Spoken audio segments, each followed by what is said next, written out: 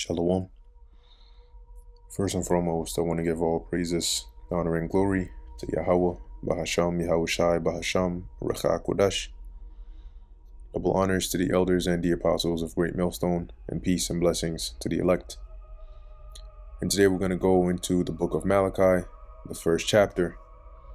Now, Malachi, or the book of Malachi, is generally regarded as, I think, the last book of the Old Testament books, where this is before that intertestamental period, right, where you have books like Ecclesiasticus or the book of Sirach, same book, or the book of Maccabees, right, which were in this intertestamental period, right, in between the Old Testament and the New Testament, right? Because in the Old Testament we see even up until Nehemiah's time, the empire that's in rulership was the Persians, right, or the Achaemenid Empire.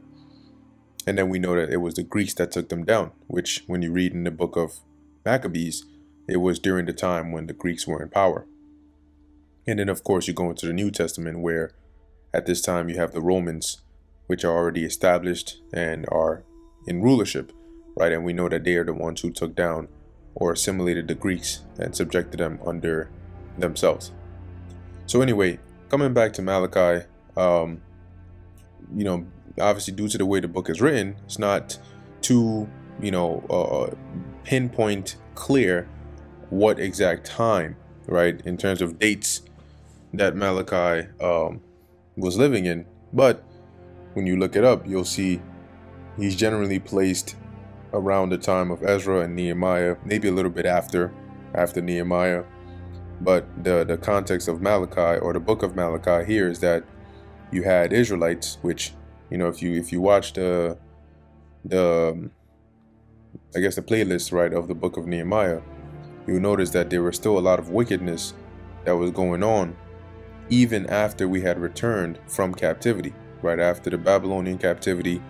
And you had the Lord have mercy and allow Israelites to return from Babylon back to Jerusalem, back to the land of Israel, to rebuild the temple, to rebuild the walls. Even during that time, you had the priests, right? You had some of the priests that were going off, some of the people that were going off.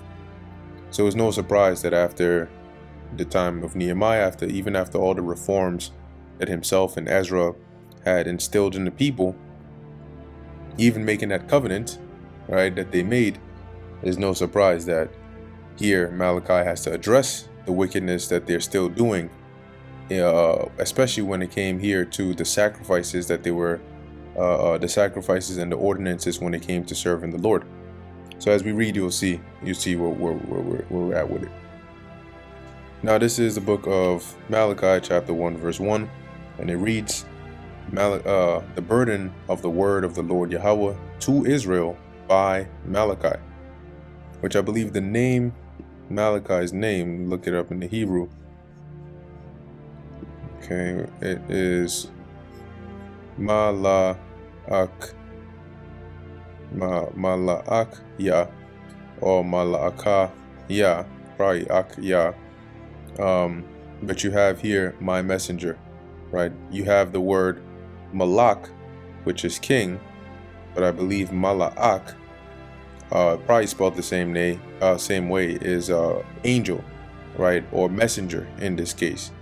So that's why you have the Yah at the end, which they have it here as my messenger, going into Malachi. So let's go back and continue. Verse 2, I have loved you, saith the Lord Yahweh, yet ye say, wherein hast thou loved us? Was not Esau Jacob's brother, saith the Lord? Yet I loved Jacob, and I hated Esau. So what Malachi is doing here is he's speaking into sort of like a dialogue, a simulation of a dialogue between Israel and the Lord. And this saying where it's, as it says here, yet ye say, wherein hast thou loved us? So this has to stem from something, right? The Lord wouldn't have Malachi say this for no reason. So you can imagine Israelites, right, saying these kinds of things, right, after looking at the captivity we went through, what the Lord did to us, by letting the Babylonians destroy and pillage and, wreck everything. Okay. But as the Lord is saying here, well, you come from Jacob, right? And Jacob's brother was Esau. And though Esau was the firstborn, the Lord is saying here that he loved Jacob and hated Esau. And by extension, the Lord loves you because you're a descendant of Jacob. But you had Israelites saying here, like it says, wherein hast thou loved us? You love us, but you put us in captivity. But then again, that's why the Lord said, are not your ways unequal? Because here it is, you sin, you commit all these iniquities after you signed a contract that said that if you do these iniquities, you're going to pay these punishments. But then you act as though it's unrighteous for you to go through those judgments. Those are unequal ways. Verse 3, and I hated Esau and laid his mountains and his heritage waste for the dragons of the wilderness. Okay, and when you go into that here, the dragons, I mean, even in the definition here, it goes into like jackals or like creatures that are around desertish type areas. But what the Lord is saying here is, if you look at how Israel turned out versus Esau, okay, even going back to from the actual man Esau and Jacob and their descendants coming on down, at some point when you go into the history of Esau, they ended up going down south, right, and taking over that area, that land, okay, where Petra and all of that, Mount Seir, which I believe originally was inhabited by the Horites. But anyway, they ended up taking that over, but it wasn't really much to it. All right, and then eventually they got driven out of the land anyway. Okay, so as the Lord is saying here, he laid, as it says, his mountains and his heritage waste for the dragons of the wilderness. And yet look at you, concerning Jacob, that is, the Lord, you went through some captivity. Yeah, you went through some hardships, but now your temple is rebuilt. The walls are rebuilt. You've been established back, right, for the most part. Verse 4, whereas Edom saith, we are impoverished, but we will return and build the desolate places. And when you look into that word impoverished, right, it basically goes into like broken down, right? Rashash says here, to beat down, to shatter, to beat down. So to be brought low. And that's that rebellious spirit that they have within them. Okay, so here it is, it says we are impoverished, we are broken down, we're beat down, but we will return and build the desolate places, right, and bring it back up. Thus saith the Lord Yahweh, they shall build, but I will throw down, and they shall call them the border of wickedness, the border meaning the territory, the habitation of wickedness, and the people against whom the Lord hath indignation forever. Now, what's interesting about this here is that for a period of time, right, you had on a high level of the history of the Edomites, yeah, they were in that land, but you notice that as you go forward in history, there wasn't a heavy presence of them in that land like before. Okay, and so ultimately, right, they got driven out of the land for a period of time. They were brought low, they were chased out, they were, brought down to the where you get the term of cavemen.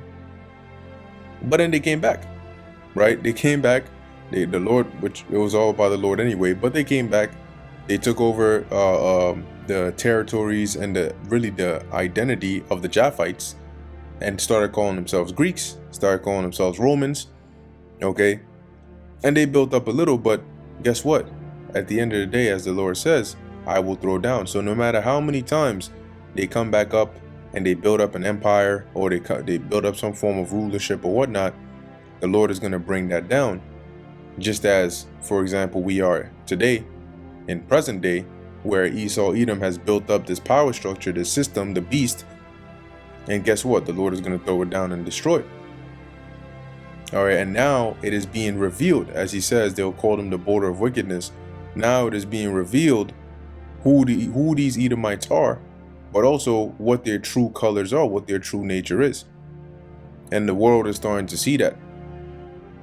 And primarily that finger is being pointed at them by the Lord via the prophets to say, hey, these are the wicked of the earth. And these are the ones, as it says here, the people against whom the Lord hath indignation forever. So the Lord is letting them know, look, Esau, going back to the context of Malachi, Esau was a brother of Jacob. Okay. However, look at the state that he's in and that his descendants turned out, and look at how you turned out. These people are so done, they're so cooked. It doesn't matter what they try, I'm gonna keep bringing them down.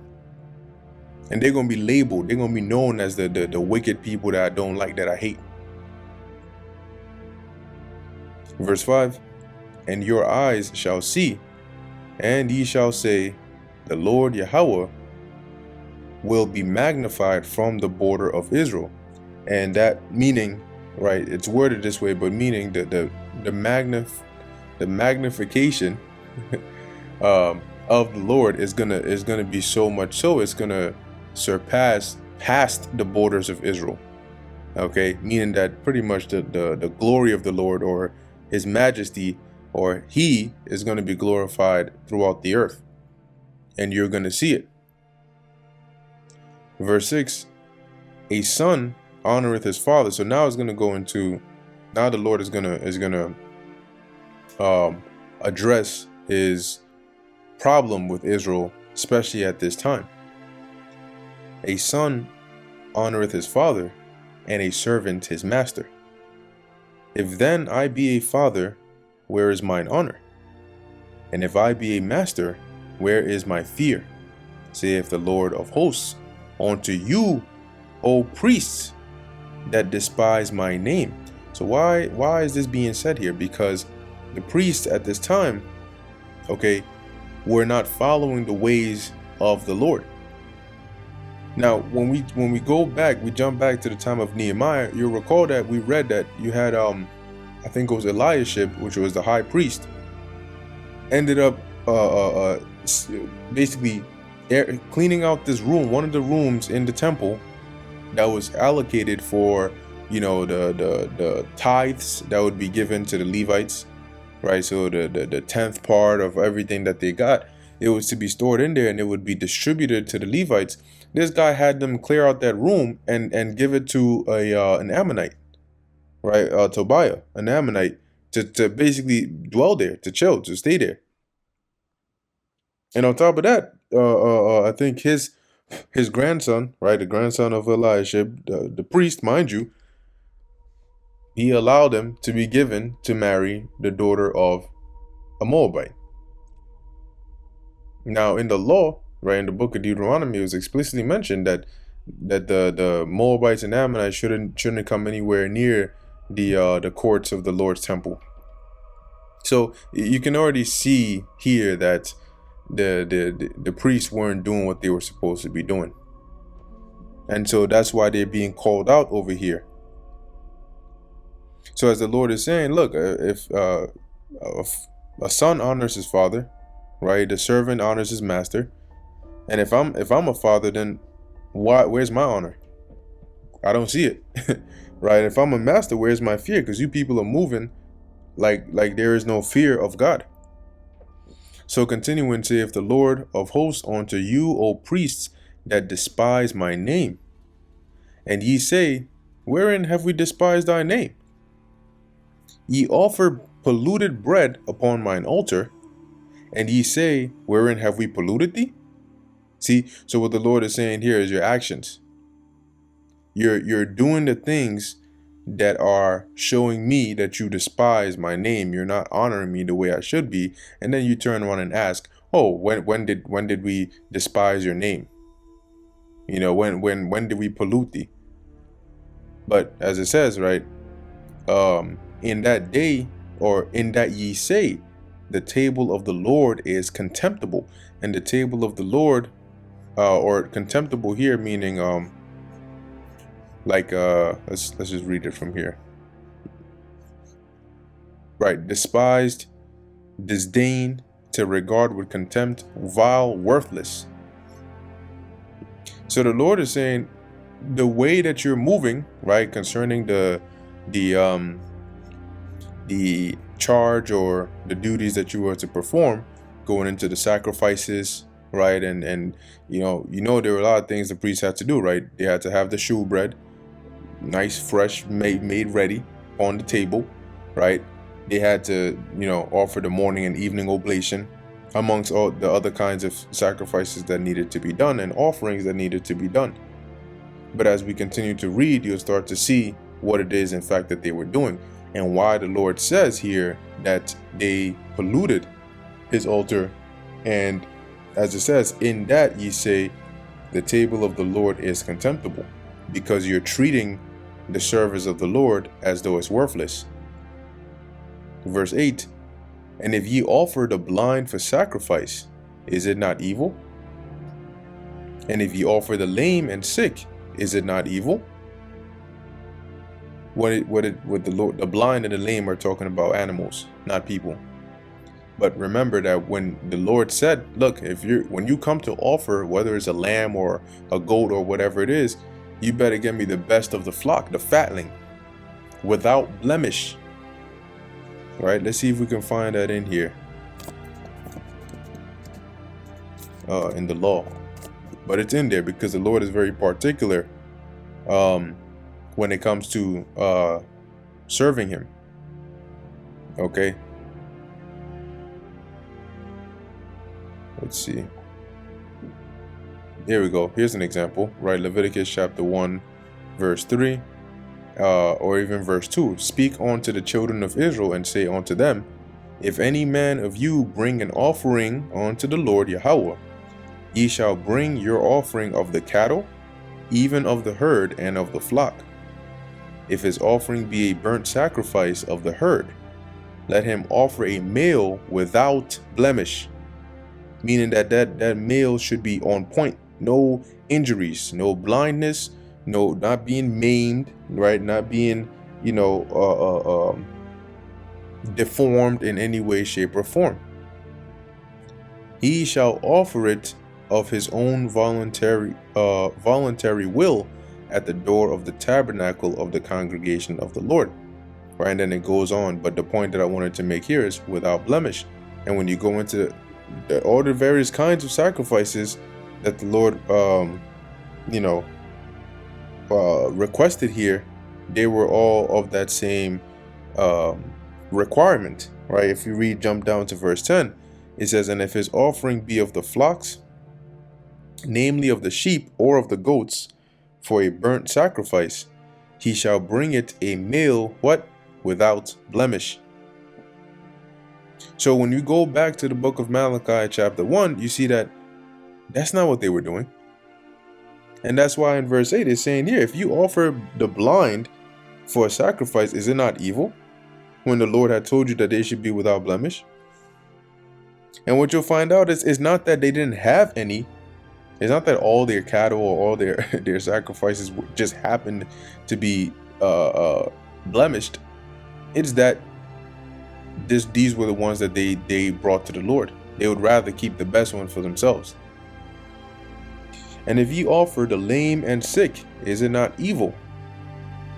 Offer it now unto thy governor. Will he be pleased with thee?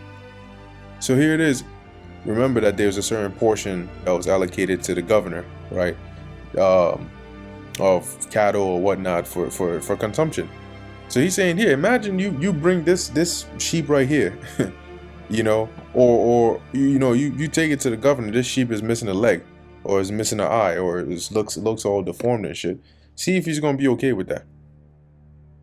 Like, even I'll use an example today. You go to the store, right? If it's or even to a butcher or a farm, and you want, I don't know, sheep or a lamb or something, and you're looking at them, right? You're looking at the lamb, and you're like, yeah, I want that one right there. And the dude goes in there and goes all the way to the back. He goes to get the lamb that has one eye is bigger than the other, is missing one ear, is limping, right? Because it's missing one leg. It probably, I don't know if it has prosthetics on or whatnot. The tail is cut in half, and you're looking at this joint, and the joint is looking at you, but one eye is looking the other way.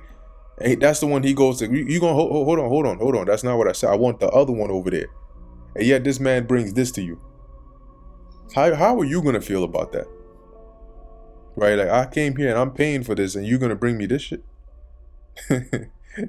No, right? You're gonna look in there, and you're gonna want the nicest one. Even when you go shopping, right? And if it's like, if it's chicken or whatever it is, bread, and it's behind the glass, or they gotta get it for you, and you looking through, you looking for the one that suits your eye the best. And typically you're not going for the one that doesn't look too good.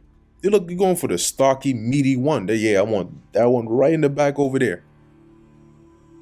So point being, nobody wants something that's that's not good. So how much more for the Lord? So continuing, right, offer it now unto thy governor. Will he be pleased with thee, or accept thy person? Saith the Lord of hosts. And now I pray you, beseech God that he will be gracious unto us. This hath been by your means.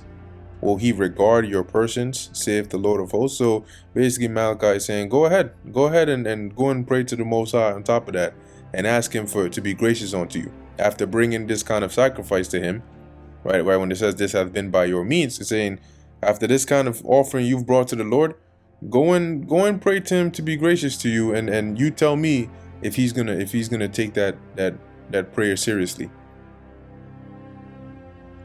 Who is there even among you that would shut the doors for naught? Neither do ye kindle a fire on mine altar for naught. Right? So, meaning here, now when you look in these other translations, they'll say, right, let's look at some of these, for example. It says here,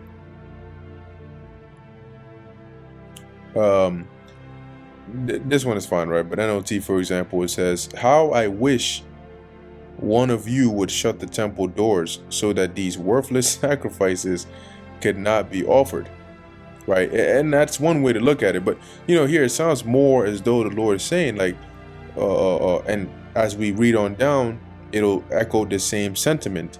So reading the NKJV, it says, who is there even among you who would shut the doors so that you would not kindle fire on my altar in vain? I have no pleasure in you. Right? Now, when you deal with the ordinances here, there were two kinds of altars, right? You had the altar of incense, and then you had the altar of sacrifice. The altar of incense being in the holy place, the altar of sacrifice being outside. And you had to offer a specific kind of fire, right? And that's what would be used to burn the incense in the temple. Now remember, this is what one of the sons of Aaron went and messed up and offered strange fire unto the Lord and ended up getting slain by the Lord.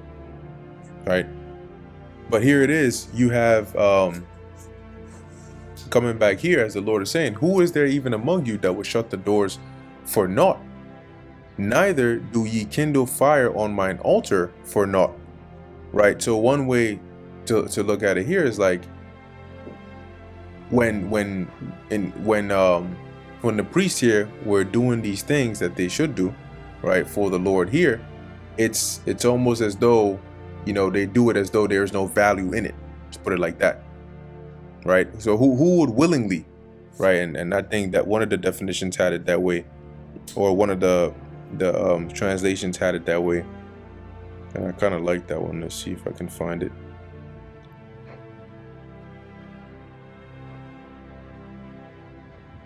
Actually, no, I think it was in the definition. Let's go in there.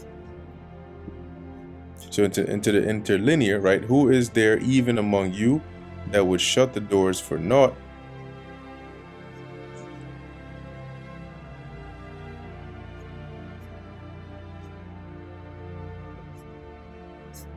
Yeah, actually, it might have been one of the. Anyway, I can't find it right now, but I'd like that translation a little better.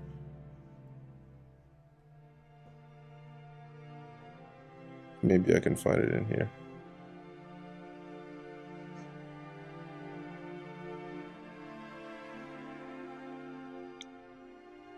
Yeah, can't find it. It's fine. Anyway, then you have the other perspective, right, from the other translation here, which is in this example, right? How I wish one of you would shut the temple doors so that these worthless sacrifices could not be offered. And that's a very like, like almost like a painful, disgraceful thing to hear, that your God is saying that, right? The God that you're offering these sacrifices to is saying that, and in every right that he has to say that, right? Because Israel stooped so low to where, coming to the sacrifices of the Lord, they got so tired, right, of doing things the right way, that they were just doing whatever, right? When it came to the Lord, they were just doing whatever, giving him whatever. And you can sort of relate that to today as well.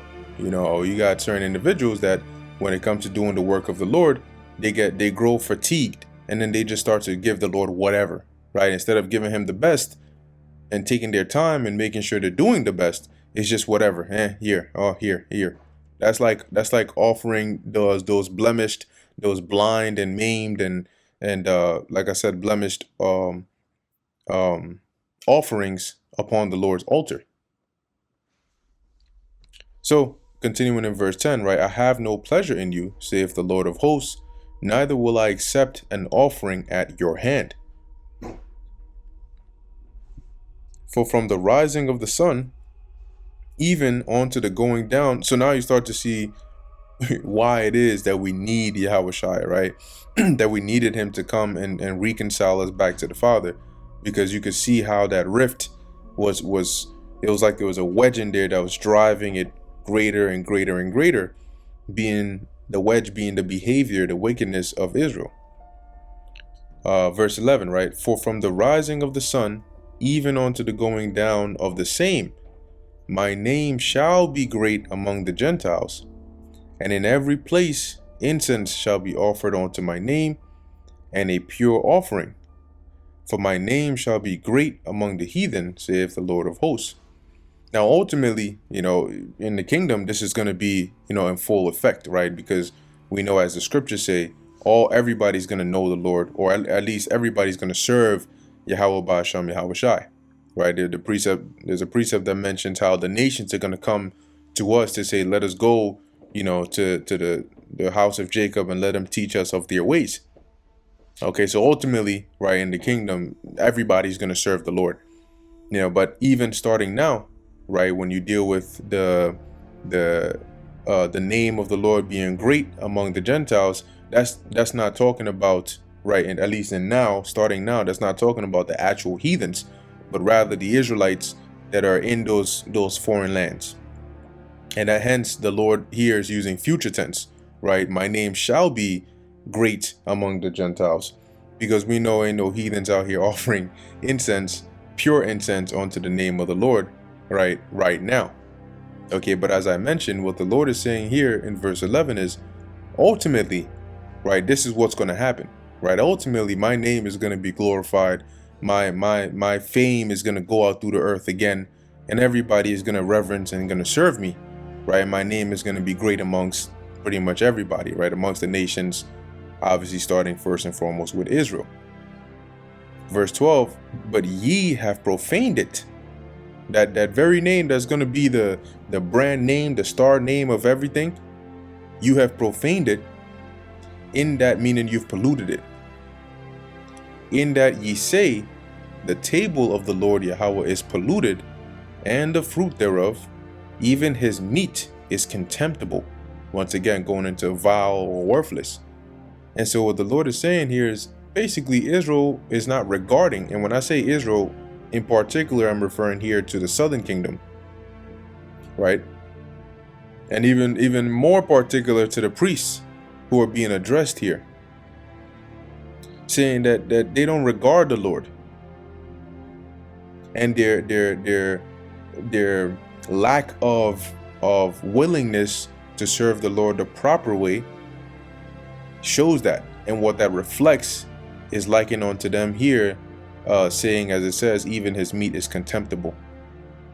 Verse 13, ye said also, behold, what a weariness it is, like what a burden, and ye have snuffed at it, saith the Lord of hosts, and ye brought that which was torn. See, so when serving the Lord, right? And doing the, say for example, sacrifices, as it says, what a weariness it is. When something is weary, right? Or when you are weary, you're tired, you're like fed up, in this case, right? They're just, and when it says, and he have snuffed at it, you go into the word snuffed, it goes into to exhale, to breathe out. So now we would attribute that, or an example would be like when somebody gets fed up, or you tell somebody, imagine, right, when you were a kid, you're playing video games and whatnot, and then your mom or your father comes and says, go and clean the room, or go and mow the lawn, or they call you ahead of time and say, have you done X, Y, and Z? And it's just so burdensome. You're like, like, man, yeah, that's what the Lord is saying here. This is the reaction. This is the energy you're given when it comes to serving the Lord, which is why, as it says, saith the Lord of hosts, and ye brought that which was torn. Meaning the offering, the sacrifice, is that which was torn. Meaning it's not in perfect condition. It's not in good shape. Like somebody who, like if you had a servant, right, or a butler or a maid or whoever, and they just get so tired of serving you that now they go and make food for you. They come and the food is still, kind of cold, or the rice is not fully cooked, or the chicken is not entirely seasoned properly as where it used to be. It says here, and ye brought that which was torn, and the lame, and the sick. Thus ye brought an offering. Should I accept this of your hand, saith the Lord? But cursed be the deceiver.